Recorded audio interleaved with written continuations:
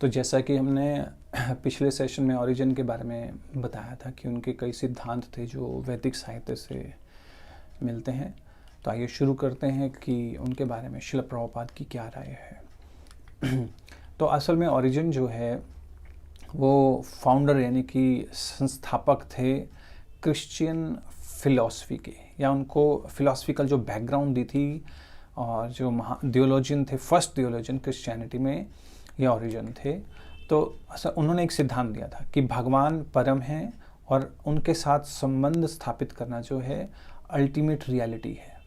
और ये पिछले के जो 3 फिलोसफर थे जिनके बारे में हमने चर्चा की है, सुकरात, प्लेटो और अरस्तु, वो इम्पर्सनलिस्ट थे, यानी कि उन्हें भगवान की रूप पर या उनके साथ संबंध स्थापित करने में कोई रुचि नहीं थी, या उन्हें इस कॉन्सेप्ट के बारे में पता थी। तो ये जो ओरिजिन है, इन्होंने ये स्थापित किया कि अल्टीमेट रियलिटी यही है।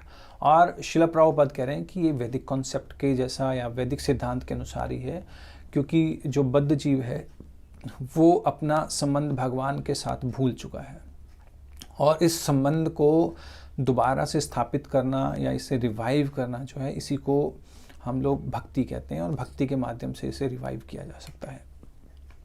और ओरिजिन ने ट्रिनिटी का सिद्धांत दिया था। ट्रिनिटी तो 3 चीज़ें, कि भगवान, उनका पुत्र और होली स्पिरिट। और ये जो होली स्पिरिट है ये गाइड करती है इंटरनली, और जो भगवान के पुत्र हैं वो इस संसार को बनाते हैं, यानी कि जीसस क्राइस्ट। और शिला प्रभुपाद कह रहे हैं कि भगवान जो है ओरिजिनल पुरुष हैं, भगवान कृष्ण पूर्ण पुरुषोत्तम भगवान है, जैसा कि भगवान गीता में भी कह रहे हैं, अहम सर्वस्या प्रभो मत्ता सर्वम प्रवर्तते, कि ये सारा संसार मेरे द्वारा रचित है। और 2 तत्व हैं, एक है विष्णु तत्व और एक है जीव तत्व। और विष्णु तत्व में भी कई अवतार होते हैं, जैसे शक्ति अवेश अवतार, पुरुष अवतार, मनवंतर अवतार। और जीव में भी 2 कैटेगरीज हैं, एक है बद्ध जीव, एक और दूसरा है मुक्त जीव। बद्ध जीव जो वो है जो इस संसार में फंसा हुआ है, अपने आप को शरीर मानता है, और मुक्त जीव वो है जो अपने आप को आत्मा मानता है और इस संसार में अटैच नहीं है, आसक्त नहीं है।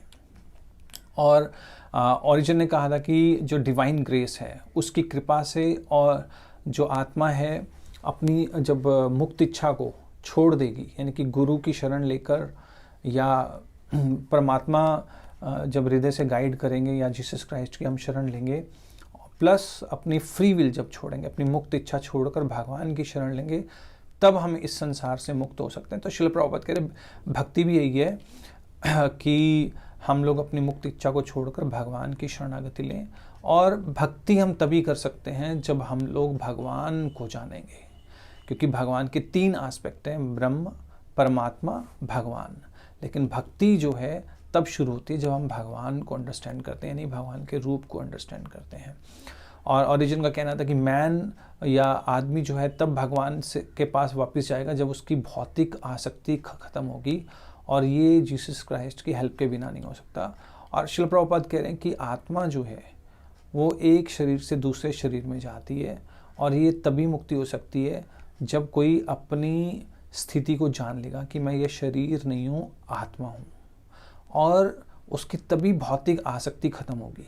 क्योंकि ओरिजिन ने कहा था कि भौतिक आसक्ति खत्म होगी तब भगवान के पास जाएंगे। तो यहाँ शिला प्रभुपाद इसकी एक्सप्लेनेशन और ज़्यादा दे रहे हैं कि ये भौतिक आसक्ति खत्म कैसे होगी।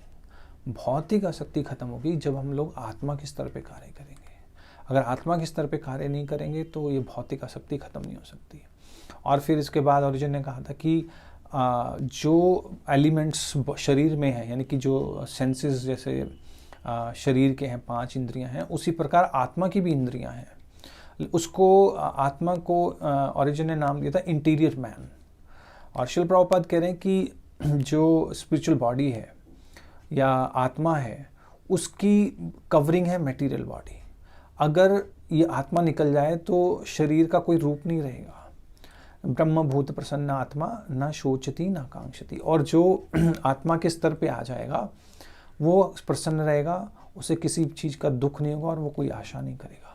और फिर इसके नेक्स्ट लेवल वो पहुंच जाएगा विद्या विनय संपन्ने ब्राह्मण गवि हस्तिनी, कि वो हर चीज़ में भगवान के अंश को, यानी कि जीवात्माओं को देखेगा। लेकिन जब तक हम लोग अपने आप को शरीर समझेंगे तब तक बद्ध हैं, और जैसे ही हम लोग ये जान लेंगे कि हम आत्मा हैं और हम मुक्त हो जाएंगे। और भक्ति जो है इस मुक्ति के स्तर पे नहीं, आत्मा के स्तर पे होती है। और ऑफ कोर्स जो इंद्रियां हैं, 5 इंद्रियां, वो आत्मा के पास वो 5 इंद्रियां हैं, वो भौतिक नहीं है, वो आध्यात्मिक इंद्रियां हैं।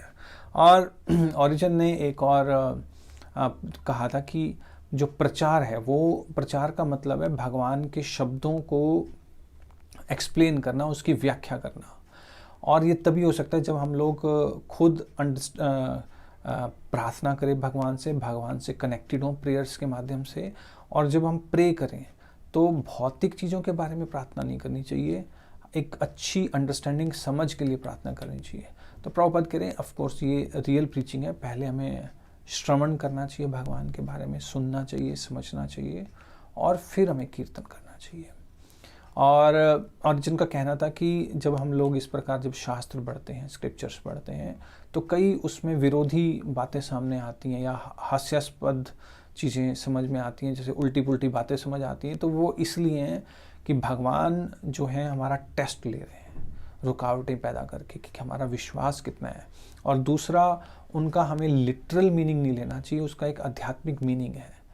ऐसा नहीं है कि भी हम लोग सिर्फ उसका लिटरल मीनिंग ले लें, नहीं तो जैसा कि हमारे वेदों की गलत व्याख्या की गई थी। तो प्रभुपाद कह रहे हैं कि किसी भी चीज़ को समझने के लिए हमें गुरु चाहिए, बिना गुरु के हम लोग इन चीज़ों को नहीं समझ सकते। और फिर ओरिजिन ने कहा था कि आत्मा जो थी एक टाइम पे क्रिएट की गई थी, बनाई गई थी, वो हमेशा के लिए एग्जिस्ट नहीं करती थी। ऑफ कोर्स एक जो आत्मा की क्रिएशन है, आत्मा को जब बनाया गया तो इस भौतिक जगत की तरह नहीं बनाया गया जो थोड़े टाइम के लिए है, लेकिन लंबे समय के लिए आत्मा को बनाया गया। तो शिल प्रभुपाद करें यहाँ पर जो है ये सिद्धांत गलत है, क्योंकि आत्मा हमेशा से ही है। जैसा कि भगवद गीता में भगवान करें, ना त्ववे हम जातु नासम ना त्वम नेमे जनाधिपा, कि ऐसा कभी को समय नहीं हुआ कि जब तुम नहीं थे और मैं नहीं था, लेकिन तुम भूल गए हो, मैं नहीं भूला। और सोल जो आत्मा है, जब तक अपनी इच्छा को नहीं त्यागती या भगवान की शरणागति नहीं लेती, तब तक आत्मा की मुक्ति नहीं होगी। ऑफ कोर्स इस आइडिया को बाद में चर्च ने रिजेक्ट कर दिया था, लेकिन श्रील प्रभुपाद कह रहे हैं कि ये जो है वैदिक सिद्धांत है कि हम तभी मुक्त होंगे जब हम भगवान की शरणागति लेंगे। तो ओवरऑल ये जो जैसे श्रील प्रभुपाद ये भी कह रहे हैं कि ये ट्रांसमाइग्रेशन का जो सिद्धांत है कि हम ये सच है, क्योंकि हम लोग आत्मा हैं, हम शरीर बदल रहे हैं। चाहे क्रिश्चियनिटी या मॉडर्न क्रिश्चियनिटी ने इसको रिजेक्ट कर दिया है, तो श्रील प्रभुपाद इसका एक उदाहरण भी दे रहे हैं कि जैसे आप एक ही कपड़ों को पूरे जीवन नहीं डाल सकते, आपको चेंज करना पड़ेगा। उसी प्रकार आत्मा जो है वो शरीर बदलती है जब वो वॉर्न आउट हो जाते हैं और फिर नया शरीर धारण करते अपनी इच्छा के अनुसार। तो कहने का ये मतलब है, ओरिजिन के जो सिद्धांत थे लगभग, चाहे संक्षेप में थे, वैदिक साहित्य जो है बहुत विस्तृत है, लगभग मिलते थे, सिवाय एक सिद्धांत के जिसको श्रील प्रभुपाद कहते हैं कि आत्मा जो है क्रिएट की गई थी, या एक टाइम था जब क्रिएट की गई। आत्मा जो है अनंत काल से ही है, हमेशा से एग्जिस्ट करती है। तो ये था ओरिजिन के बारे में। Thank you. हरे कृष्णा। श्रील प्रभुपाद की जय।